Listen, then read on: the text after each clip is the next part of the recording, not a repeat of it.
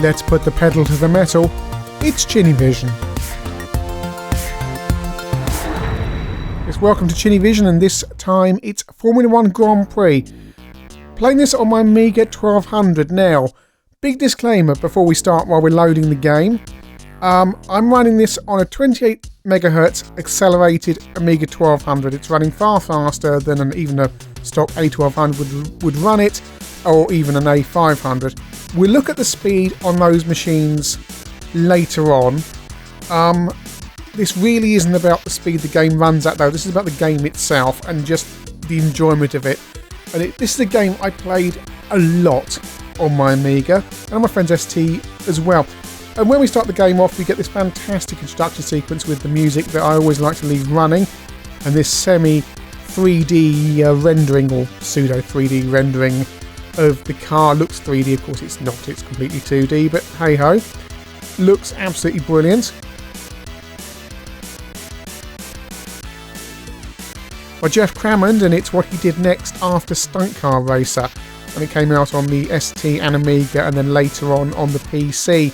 Unusually a game that I bought on the PC once I had one of those, got it on budget. And then Formula 1 Grand Prix 2 and 3 as well. Really enjoyed this game. And just wonderful music as the game loads up. Comes on 4 discs. Not too much disc swapping, especially if you've got a 2-disc drive Amiga. You could put it, once you've got discs 3 and 4 in, that was it. Disc 1 and 2 appear to be just the introduction and some of the game code. 3 and 4, and then all you need to do is occasionally perhaps swap disc to save the game.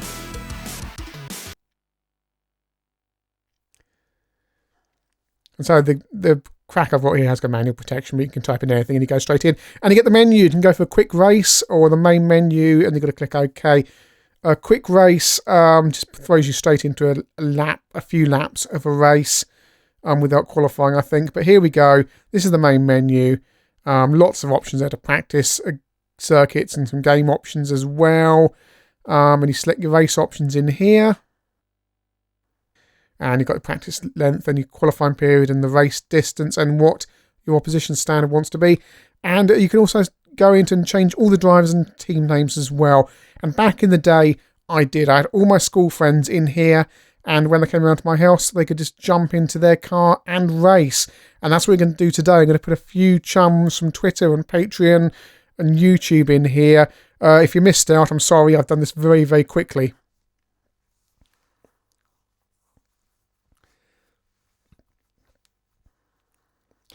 So there we go. All done. And you can see Team Amiga there, just to please Mr. Vifaro. He's in with Geiger Punk, because they love Amigas. So here we go. Then what we're going to do is we're going to go and do a non-championship race. I used to do seasons of this on full length. And that's where the save game status, because you can be halfway through a race and save the game if you want. So that makes life much easier. So we're going to do a race, and we're going to do it on Canada. The Gilles Villeneuve circuit, isn't this called, I think?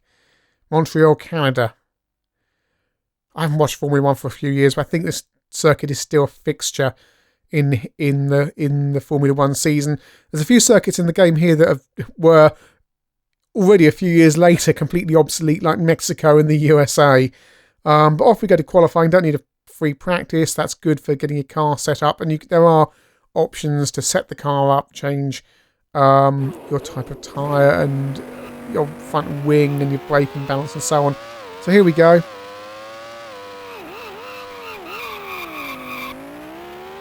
And yes, there is no speed limit in the pit stops on this. And this is before amazingly, this is how the real world was back in those days. There was no speed limits in the pits.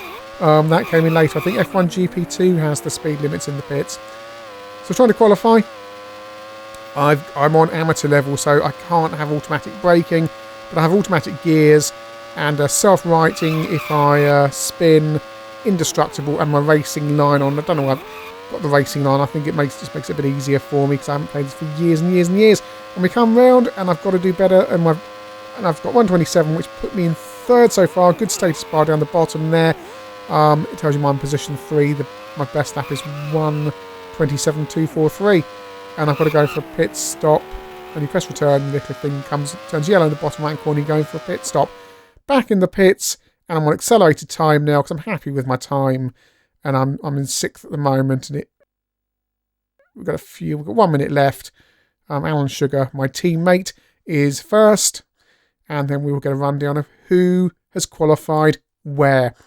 If you don't qualify, you start at the back, so qualifying is always recommended. So Alan Sugar and Stuart Ashen on the front row, Geiger Punk, Larry Bundy Jr., Dave Cowan, and then me, Dave Cully, and then a couple of people behind me, and then Rod Hull from the Future Was 8-Bit behind them.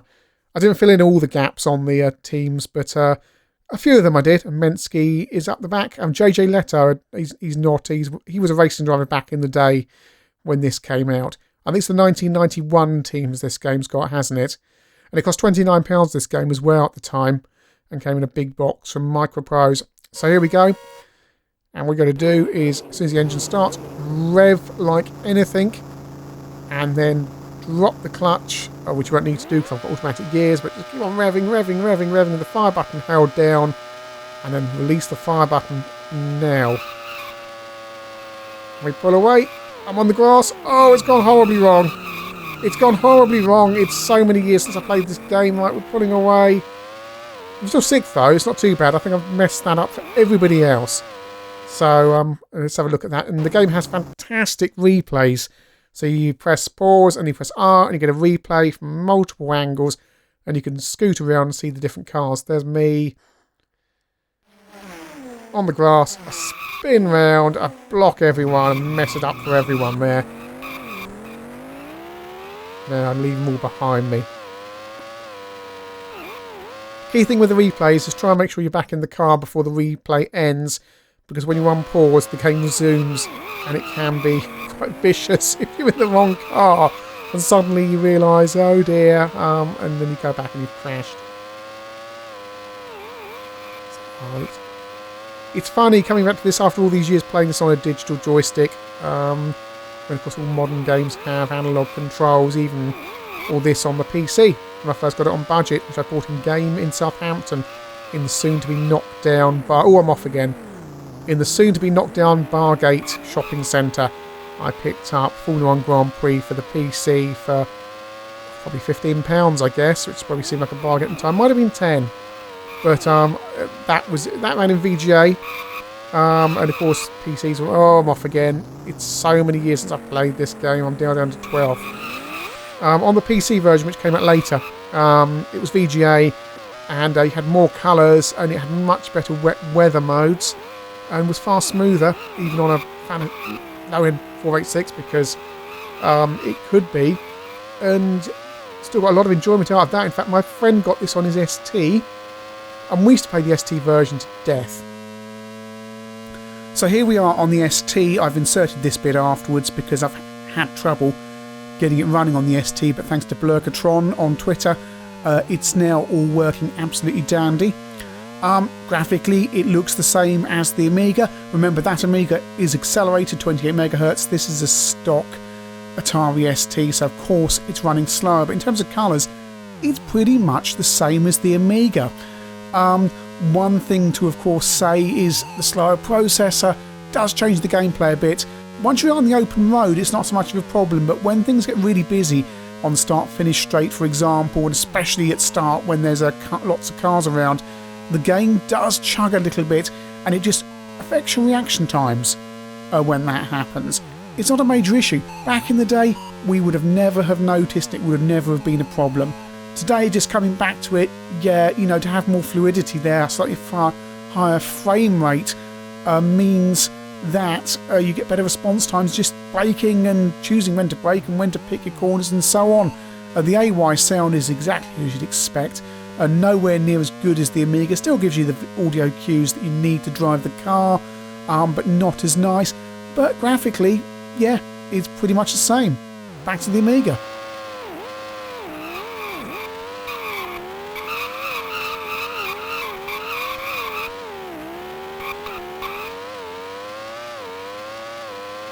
Down Sugar's got the fastest lap there. We've got a replay of what happened in that corner. So Rod Hull from the Future Was 8-Bit is there. He's minding his own business. I come up from behind, shove my way through. And then, oh look, I wasn't... Oh, I did push Rod off. Sorry, Rod. Yeah. So, we used to play this on his ST, probably around about 4 frames a second, and we played it to death. And then I got my Amiga, and I got it on my A1200. It was much faster, and he saw this running. So when he got his A1200 6 months later, one of the first games he got was Formula 1 Grand Prix again at full price. So he owned 2 copies of Formula 1 Grand Prix, one on the ST and one on the Amiga. And then in later years, of course, I had this on my Amiga, but I also owned a copy for the PC as well. Well, that's right, I pushed Rod off there. I mean, he overtook me there in the most callous manner. So I forwarded this on lap 6 now.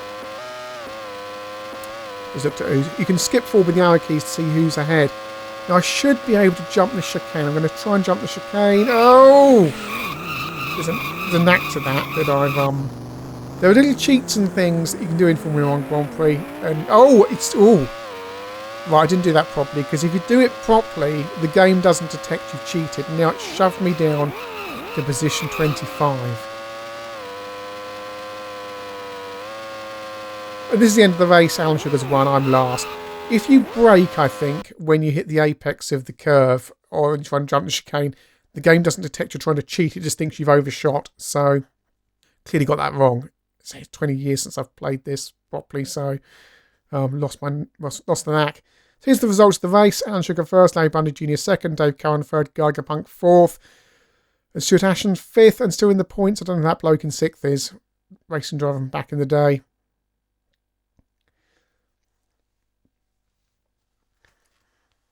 Malicious afterthought there in an old Honda.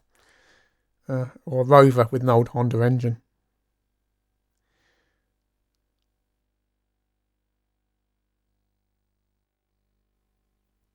Still, I've just finished just behind Mr. Biffo then. Fastest lap times. And actually, I've done quite well here because I've got the fastest race lap time there. Although nowhere near Gerhard Berger's real results. So, let's try another circuit. And I have already qualified on Monaco, the most complex circuit in the game. It's got the highest scenery level and runs the slowest. Dr. Ashton's up first, Mr. Biffo, then Alan Sugar, and I'm in 5th again. Don't quite have my knack yet. I used to be able to qualify first, even on the more advanced levels, but it's so many years since I played this game. One thing I never did master, really, was the gear changing. It's just a little bit too much. You need when I played this on the PC, I had a proper analog joystick, and you could do gear changes on another button, which made it much, much easier. Trying to change gears by pressing fire and going forward, where you're trying to do things as well, I found very, very difficult. And Mr. Ken Shabby brings up the rear there. Do listen to Smirch Pod, by the way, the ultimate James Bond podcast. You don't have to like James Bond, you just have to like people who are funny. So we're going to race.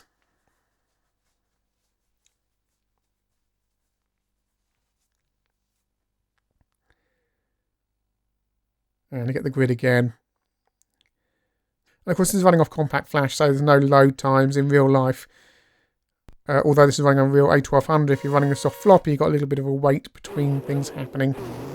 Here we go then. Pushing forward, fire button pressed in. And release. My teammate Alan Sugar was in front of me in the Williams colours, because I'm in the Williams car, in Nigel Mansell's car, which I've seen incidentally. I've seen the car from this season in Sir Frank Williams Museum at the Williams factory in Oxfordshire. Right, let's have a replay of the start. And this was completely revolutionary. The only kind of thing I'd seen like this before was the replays in hard driving.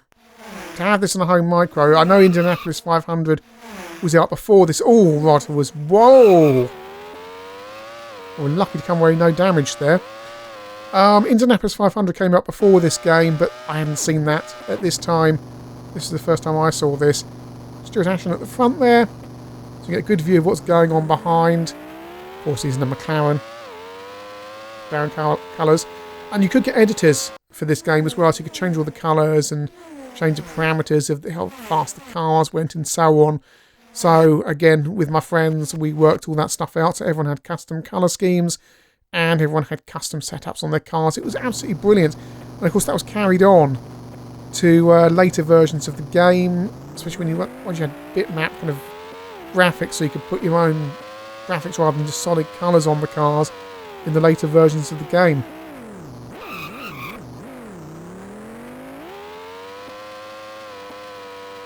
Richard Shaw-Wright gets his name chopped off, even though in the screen where you enter it in, it accepts the full name.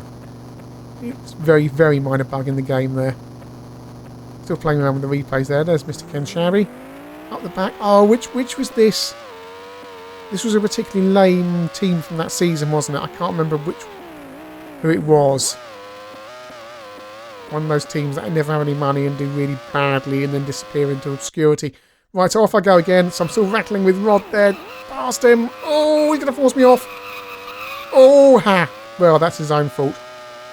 I had what I'm going to call the Senna line there. It was my line. I was taking it.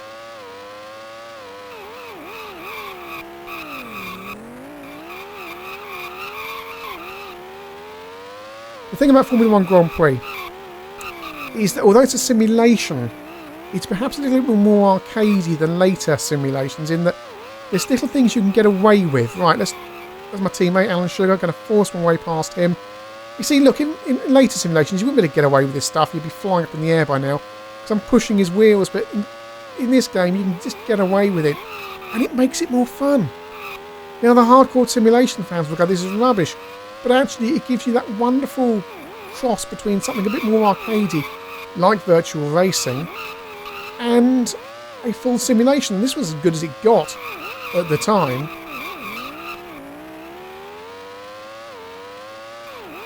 And for a generation of kids brought up on arcade games, to have that slightly more arcadey feel, even if it's unintentional, was a massive... Oh!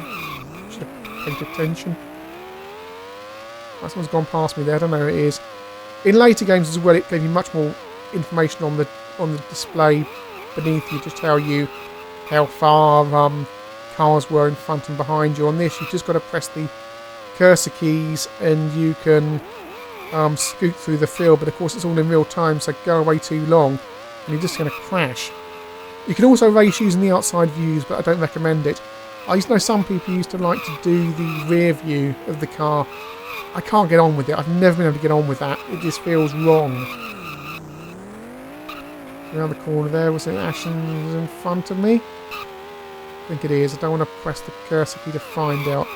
If I'm second and he... Oh! There we go, under this bit here. Why the criticism levelled on Formula 1 Grand Prix, and I'm racing on amateur level, is the opposition cars, even on the hardest settings, aren't particularly difficult to beat. But on the flip side, again, with the enhanced frame rate I've got here, the game is easier. If you're playing this on A500 or even an A1200, it's actually a lot harder once you've got a lower frame rate. The game's still really good, but it's not quite as easy. Well.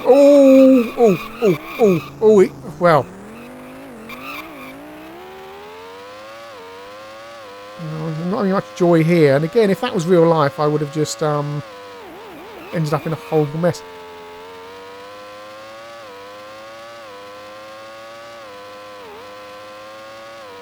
Of course, there's not much detail on the side of the track there. That comes in later games. This is the most detailed circuit, but it's enough. Your eyes aren't looking at the buildings and the crowds and things. They are looking at the car. Oh, have I now forced him off? No. I'm trying to do this fairly. Well, as fairly as I feel like it should be. On lap 3 of 12. And of course, once you're up front, like any racing game, and you've got clear road in front of you, it can become a little bit dull because you're just trying to keep your lead going, and then you'll eventually reach some back markers and you get some action again. And as I say, I used to play this on full race length, so I've got past him. A little bit per night, save the game, come back to it. So just flipping back to the ST on a bit that's been recorded afterwards, because as I mentioned earlier, I had problems getting it running on the ST. Monaco being the most demanding circuit, yes. On the stock machines, the game just chug a bit round here.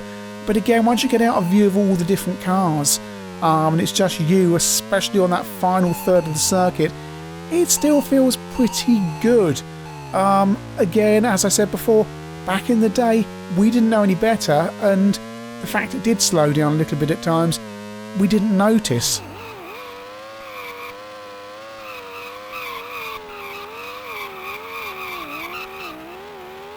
On lap 12, and I'm still in first, and see a back marker in front of me, but that's going to be it. I think got it. There we go. Won the race, hurrah. Won Monaco. The game does have up to, I think, 8 players. It will give you a lot amount of time in your car, and then a little light will start flashing, and then the computer will take over your car, and then you can drive the other car, or the other person sits down and takes over, which used to work out really, really well. And there we go, get a nice animation there. There's me in the middle there, looking like a bit like Johnny Herbert. I think he looks like Johnny Herbert. That doesn't look like Johnny Herbert, but he's not even in the same. He's not even in the same clothes he was in the earlier shot. Right, finishing times. Let's see how I did.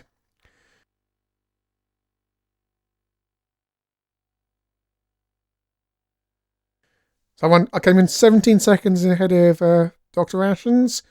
Mr. Biffo in 3rd, Larry Bundy Jr. in 4th, Rod Hull in 5th. And then my teammate down there in 12th. I think I accidentally might have hit him at one stage. Never mind. It's not like he's got any anger issues or anything. It's not bad. And, of course, you've got the full selection of circuits here. So, just to show you one quick circuit there that I really enjoy that's been ruined in modern racing. Hockenheim, the full-length 2-minute plus circuit with all going through the forest that they stopped because they said people would crash in the forest and they wouldn't get the emergency services to them fast enough. But it's here in Formula 1 Grand Prix on the Amiga and ST and PC in its full-length glory. It's brilliant. This is one of these circuits you need to change your setup for, so you can change the gear ratios because the straights are so long. You can get your car up to 200 mile an hour plus, as I recall, if you get your car set up right for Hockenheim. And it's got these chicanes and it's so good. It's just my absolute favourite.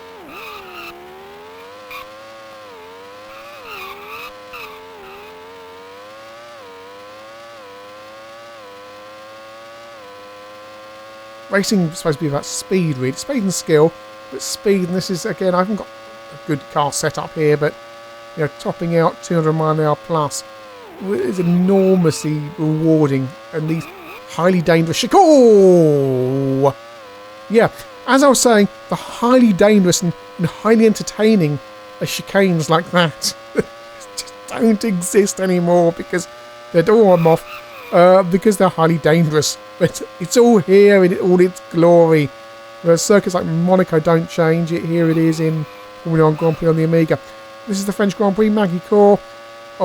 Again, it's a circuit comeback in modern Formula 1. I think it went away for a long time. Brilliant, massive straight. We can just slam into the back of everyone. Because the thing about Formula 1 Grand Prix is you can play it properly or you can just have carnage. So here we go, here's Mr. PSB here, and I've taken him back off the show. He's minding his own business, he's braking for the corner, and then some idiot comes slamming down 200 miles an hour and takes out about 3 cars, causing a massive crash. That's always the entertaining thing about this circuit, that really sharp corner at the end of the massive straight. And it's a wet race, by the way, that's why the sky is grey, and that changes the handling as well. And if you're playing on the PC, you actually get spray as well, which you don't get on the ST and Amiga. And of course, the other game you can play is swing your car around and see how many people you can take out and what kind of spectacular crashes you can create. So you wait for people to come round, and there's 2 runners left now, so I've knocked out everybody by playing the game badly. I've got to knock out Geigerpunk. Oh! But if he completes this lap, then he's won. He's going to get past. Oh! Missed him. And the aim would have been to knock everybody out. There you go, he's won. Again, this isn't an official gaming mode, but it is just one of these things you can do in Formula 1 Grand Prix. Swing the car around and try and knock out all the other cars, so you're the last car remaining. Think of it as open world Grand Prix racing. Formula 1 Grand Prix was a mind-blowing game when it came out. I cannot stress enough, when I first played this game, how impressed I was. Platformers and things like that, football games on the ST when I saw them, didn't really impress me. Games like Carrier Command did. And this did as well. This blew my mind, because it's the kind of computer game I'd always wanted to play. You can play Rick Dangerous on a CPC or Atari ST. The Atari ST has better graphics, and the Amiga version has better graphics. They still play exactly the same. It's the same kind of 2D platformer. It's just more polished. There's nothing kind of there to make you go, wow. Shadow of the Beast didn't make me go, wow. Shadow of the Beast just made me go, this is a graphics demo. Where's the gameplay? Formula 1 Grand Prix cracks open what 16 bits could actually do. A completely different type of game that you can't do on the 8 bits. Yeah, we had hard driving, we enjoyed it, we played it, but extremely limited, small circuit, jerky graphics, monochrome graphics, very slow. This, on the other hand, even on those stock machines, seemed fast. It seemed fluid. I know that seems stupid now, but it did. And it was an open world, and you could turn the car around, and everything was 3D. And the computers had AI, and you had 2-player. It was absolutely brilliant. Today, if you're playing this on a stock Amiga 500 or ST, what I could accept and what blew my mind back in the early 90s and was perfectly acceptable then, I'm afraid is a little bit too much hard work today, because I've been further down the road. I've tried this on a Amiga 1200, on a PC, on an accelerated Amiga 1200, and I know this game is 10 times better if you've got a bit more punch in the machine, be that an ST, an Amiga, or a PC that's a 486 that runs the game really well. But whichever format you've got this on, it's an absolutely stunning game, and arguably, although Formula 1 Grand Prix 2 and 3 came out, and 2 is actually very good, 3 was very bugged and wasn't terribly good, Formula 1 Grand Prix is where it started, and for me, just picking up this game today and playing it on my Amiga, I've played this for 3 hours. It's unbelievable. I just sat down just to do this review, and suddenly all this time has just flown, because the game is so good. Get it out, load it up in your emulator, load it up in your Amiga, play it. It's brilliant. It may look basic, but it will suck you in like nothing else. A game with this much fun should be illegal, but it's not. Play it.